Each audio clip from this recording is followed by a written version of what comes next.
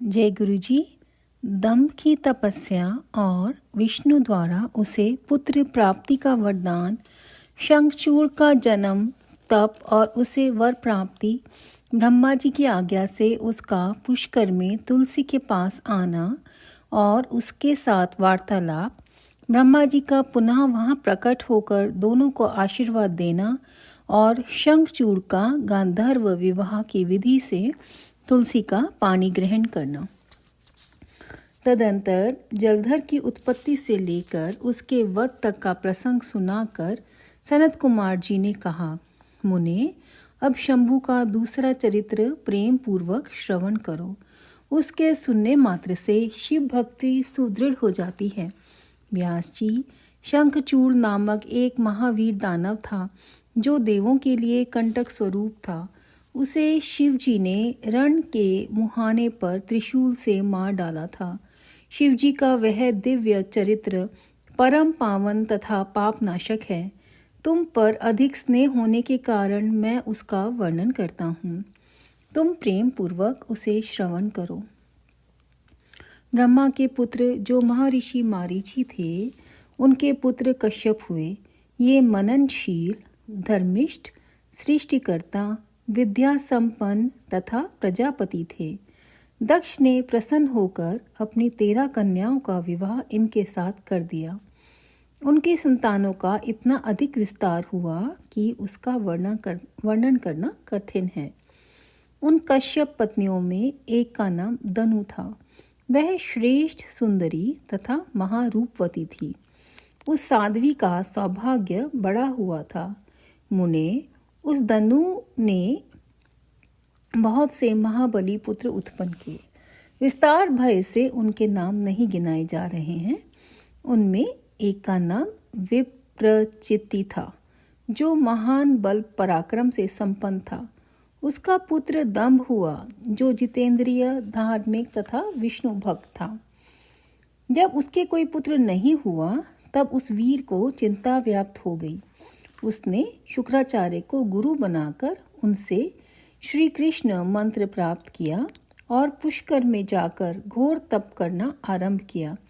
वहाँ सुदृढ़ आसन लगाकर कृष्ण मंत्र का जप करते हुए उसके 1,00,000 वर्ष बीत गए। तब उस तपस्वी के मस्तक से एक जाज्वल्यमान तेज निकलकर सर्वत्र व्याप्त हो गया। वह तेज इतना दुस्सह था कि उससे संपूर्ण देवता, मुनि तथा मनु संतप्त हो उठे। तब वे इंद्र को अगवा बनाकर ब्रह्मा के शरणापन्न हुए। वहाँ उन्होंने संपूर्ण संपत्तियों के दाता विधाता को प्रणाम करके उनकी स्तुति की और फिर विशेष रूप से व्याकुल होकर अपना सारा वृत्तांत उनसे कह सुनाया। उनकी बात सुनकर ब्रह्मा भी उन्हीं साथ लेकर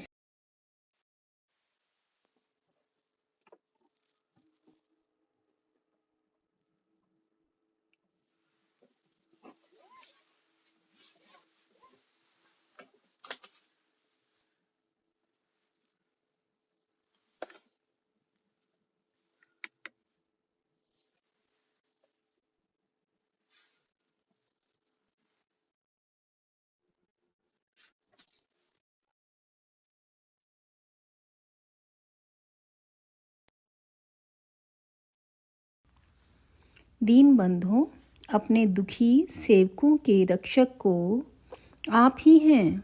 अतः शरण दाता रमानाथ, हम शरणागतों की रक्षा कीजिए।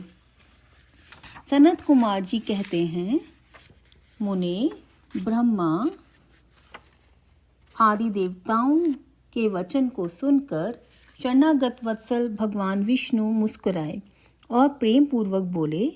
विष्णु ने कहा, अमरों, शांत रहो, घबराओ मत, भयभीत ना हो।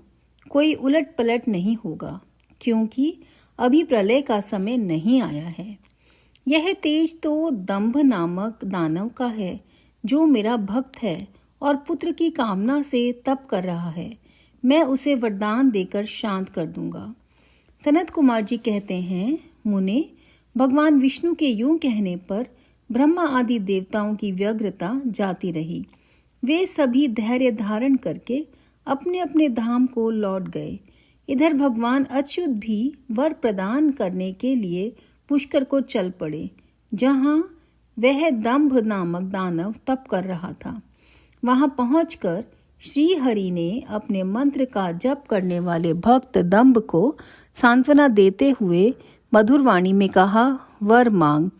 तब विष्णु का उपयुक्त वचन सुनकर और उन्हें आगे उपस्थित देखकर दंभ बड़ी पंक्ति के साथ उनके चरणों में लोटपोट हो गया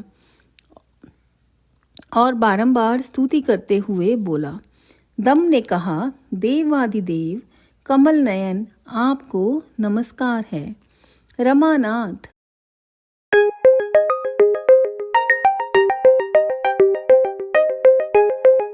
मुझ पर कृपा कीजिए। त्रिलोकेश, मुझे एक ऐसा वीर पुत्र दीजिए जो आपका भक्त तथा महान बल पराक्रम से संपन्न हो। वह त्रिलोकी को जीत ले, परंतु देवता उसे पराजित ना कर सकें। सनत कुमार जी कहते हैं, मुने दानवराज, दंभ के यूं कहने पर श्री हरि ने उसे वह वर दे दिया और उस घोर तप से उसे निवृत्त करके स्वयं अंतर्धान हो गए। दानवेंद्र दंभ की तपस्या सिद्ध हो चुकी थी, जिससे उसका मनोरथ पूर्ण हो गया था। अतः वह भी श्री हरि के चले जाने पर उस दिशा को नमस्कार करके अपने घर को लौट गया। थोड़े ही समय के उपरांत उसकी भाग्यवती पत्नी गर्भवती हो गई। वह अपने तेज से घर के भीतरी भाग को प्रकाशित करती हुई शोभा पाने लगी। मुने, श्री कृष्ण के पार्षदों का अग्रणी जो सुदामा नामक गोप था, जिसे राधा जी ने श्राप दे दिया था, वही उसके गर्भ में प्रविष्ट हुआ था। तदंतर समय आने पर साध्वी दंभ पत्नी ने एक तेजस्वी बालक को जन्म दिया। तब पिता ने बहुत से मुनीश्वरों को बुलाकर उसका विधि पूर्वक जात कर्म में आदि संस्कार संपन्न किया। द्विजोतम, उस पुत्र के उत्पन्न होने पर बहुत बड़ा उत्सव मनाया गया। फिर शुभ दिन आने पर पिता ने उस बालक का शंखचूड़ ऐसा नामकरण किया। वह अपने पिता के घर में शुक्ल पक्ष के चंद्रमा की भांति बढ़ने लगा। वह अत्यंत तेजस्वी था, अतः उसने बचपन में ही सारी विद्याएं सीख ली। वह नित्य बाल क्रीड़ा करके अपने माता और पिता का हर्ष बढ़ाने लगा और अपने समस्त कुटुंबियों का तो वह विशेष रूप से प्रेम भाजन हो गया। तदंतर जब शंखचूड़ बड़ा हुआ, तब वह जैगीषव्य मुनि के उपदेश से पुष्कर में जाकर ब्रह्मा जी को प्रसन्न करने के लिए भक्तिपूर्वक तपस्या करने लगा। उस समय वह एकाग्र मन होकर अपने इंद्रियों को काबू में करके गुरु दिष्ट ब्रह्म विद्या का जप करता रहा। यूं पुष्कर में तपस्या करते हुए दानवराज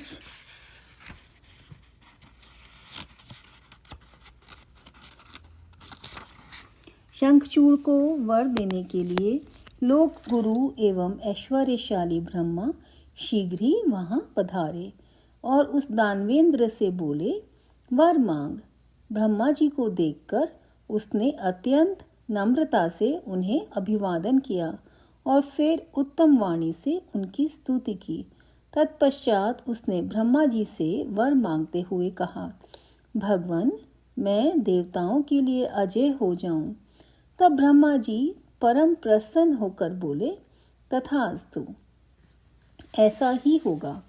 फिर उन्होंने शंखचूड़ को वह दिव्य श्री कृष्ण कवच प्रदान किया जो जगत के संपूर्ण मंगलों का भी मंगल और सर्वत्र विजय प्रदान कराने वाला है।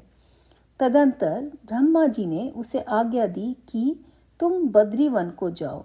वहीं धर्मध्वज की कन्या तुलसी सकाम भाव से तपस्या कर रही है, तुम उसके साथ विवाह कर लो।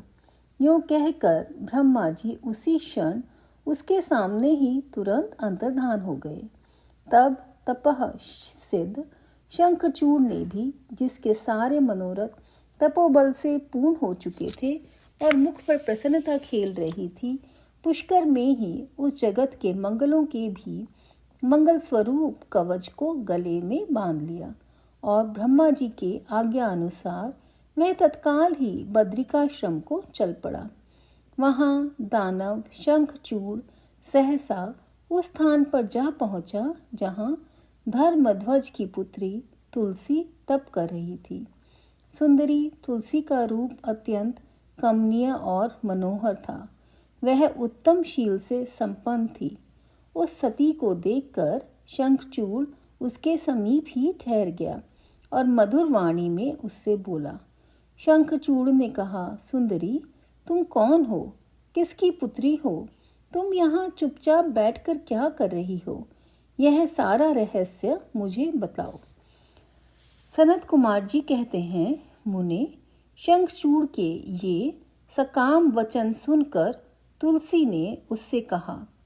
तुलसी बोली, मैं धर्मध्वज की तपस्विनी कन्या हूँ और यहाँ तपोवन में तप कर रही हूँ। आप कौन हैं? सुखपूर्वक अपने अभीष्ट स्थान को चले जाइए, क्योंकि नारी जाति ब्रह्मा आदि को भी मोह में डाल देने वाली होती है। यह विषतुल्य निंदनीय दोष उत्पन्न करने वाली माया रूपिणी तथा विचारशीलों को भी श्रृंखला के समान जकड़ लेने वाली होती है। सनत कुमार जी कहते हैं, महर्षि, तुलसी जब इस प्रकार रस भरी बातें कहकर चुप हो गई, तब उसे मुस्कुराती देखकर शंखचूड़ ने भी कहना आरंभ किया। शंखचूड़ बोले, देवी, तुमने जो बात कही है वह सारी की सारी मिथ्या हो, ऐसी बात नहीं है। उसमें कुछ सत्य है और कुछ असत्य भी। इसका विवरण मुझसे सुनो। शोभने, जगत में जितनी पतिव्रता नारियां हैं उनमें तुम अग्रणी हो। मेरा तो ऐसा विचार है कि जैसे मैं पाप बुद्धि कामी नहीं हूँ, उसी प्रकार तुम भी काम पराधीना नहीं हो। फिर भी इस समय मैं ब्रह्मा जी की आज्ञा से तुम्हारे समीप आया हूँ और गांधर्व विवाह की विधि से तुम्हें ग्रहण करूँगा। भद्रे, क्या तुम मुझे नहीं जानती हो अथवा तुमने कभी मेरा नाम भी नहीं सुना है? अरे, देवताओं में भगदड़ डालने वाला शंखचूड़ मैं ही हूँ। मैं दनु का वंशज तथा दंभ नामक दानव का पुत्र हूँ। पूर्व काल में मैं श्री हरि का पार्षद था। मेरा नाम सुदामा गोप था। इस समय मैं राधिका जी के शाप से दानवराज शंखचूड़ होकर उत्पन्न हुआ हूँ। ये सारी बातें मुझे ज्ञात हैं, क्योंकि श्री कृष्ण के प्रभाव से मुझे अपने पूर्व जन्म का स्मरण बना हुआ है। सनत कुमार जी कहते हैं, मुने, तुलसी के समक्ष यूं कहकर शंखचूड़ चुप हो गया। तब दानवराज ने आदरपूर्वक तुलसी से ऐसा सत्य वचन कहा और वह परम प्रसन्न हुई और मुस्कुराकर कहने लगी। तुलसी बोली, भद्र पुरुष, आज आपने अपने सात्विक विचार से मुझे पराजित कर दिया है। जो पुरुष स्त्री द्वारा परास्त ना हो सके वह संसार में धन्यवाद का पात्र है, क्योंकि जिसे स्त्री जीत लेती है वह पुरुष सदाचारी होते हुए भी सदा अपावन बना रहता है। देवता, पितर और समस्त मानव उसकी निंदा करते हैं। जनना शौच तथा मरना शौच में ब्राह्मण 10 दिनों में, क्षत्रिय 12 दिनों में और वैश्य 15 दिनों में शुद्ध हो जाता है तथा शुद्ध की शुद्धि 1 मास में हो जाती है। ऐसा वेद का अनुशासन है। परंतु स्त्री से पराजित हुए पुरुष की शुद्धि चितादाह के अतिरिक्त अन्य किसी प्रकार से संभव ही नहीं है। इसी कारण उसके पितर उसके द्वारा दिए गए पिंड तर्पण आदि को इच्छापूर्वक ग्रहण नहीं करते तथा देवता भी उसके द्वारा अर्पित किए गए पुष्प फल आदि को स्वीकार नहीं करते। जिसका मन स्त्रियों द्वारा आहत हो जाता है उसके ज्ञान, उत्तम तप, जप, होम, पूजन, विद्या और दान से क्या लाभ, अर्थात उसके ये सभी निष्फल हो जाते हैं। मैंने आपके विद्या, प्रभाव और ज्ञान की जानकारी के लिए ही आपकी परीक्षा ली है, क्योंकि कामनी को चाहिए कि वह अपने मनोनीत कांत की परीक्षा करके ही उसे पति रूप से वर्ण करे। सनत कुमार जी कहते हैं, व्यास जी, जिस समय तुलसी यों वार्तालाप कर रही थी, उसी समय सृष्टिकर्ता ब्रह्मा वहां आ पहुँचे और इस प्रकार कहने लगे। ब्रह्मा जी ने कहा, शंखचूड़, तुम इसके साथ क्या व्यर्थ में वाद विवाद कर रहे हो? तुम गांधर्व विवाह की विधि से इसका पाणी ग्रहण करो, क्योंकि निश्चय ही तुम पुरुष रत्न हो और यह सती साध्वी नारियों में रत्न स्वरूपा है। ऐसी दशा में निपुण के साथ समागम गुणकारी ही होगा। फिर तुलसी की ओर लक्ष्य करके बोले, सती साध्वी तुलसी, तू ऐसे गुणवान कांत की क्या परीक्षा ले रही है? यह तो देवताओं, असुरों और दानवों का मान मर्दन करने वाला है। सुंदरी, तू इसके साथ संपूर्ण लोकों में सर्वदा उत्तम उत्तम स्थानों पर चिरकाल तक यथेष्ट विहार कर। शरीरांत होने पर पुनः गोलोक में यह श्री कृष्ण को ही प्राप्त होगा और इसकी मृत्यु हो जाने पर तू भी वैकुंठ में चतुर्भुज भगवान को प्राप्त करेगी। सनत कुमार जी कहते हैं, मुने, इस प्रकार आशीर्वाद देकर ब्रह्मा अपने धाम को चले गए। तब दानव शंखचूड़ ने गांधर्व विवाह की विधि से तुलसी का पाणी ग्रहण किया। यूं तुलसी के साथ विवाह करके वह अपने पिता के स्थान को चला गया और मनोरम भवन में उस रमणी के साथ विहार करने लगा। अध्याय 13 से 30। जय गुरु जी, जय जय गुरु जी। संगत जी, ये अध्याय हमारा 13 से उन्होंने कई बार ये कॉम्बिनेशन करा हुआ है, 13 से 28 तक है शायद। और इसके अंदर तुलसी जी के साथ शंखचूड़ का विवाह का प्रसंग अब शुरू हुआ है। और ये इसमें ब्रह्मा जी, विष्णु जी, शंखचूड़ जी और तुलसी जी, उन सब की बड़ी व्याख्या की गई है। और जैसे कि ये चैप्टर में हमने पढ़ा कि किस तरह से ये बता रहे हैं कि ब्रह्मा जी से वर पाकर शंखचूड़ जी तुलसी जी के पास गए विवाह करने के लिए। और तुलसी जी उनकी परीक्षा ले रही हैं, लेकिन फिर ब्रह्मा जी उन्हें कहते हैं कि तुम उनसे विवाह करो। तो कल हम आगे पढ़ेंगे। आज इतना ही। शुक्राना गुरु जी, जय जय गुरु जी। शुक्राना संगत जी सुनने के लिए। जय गुरु जी।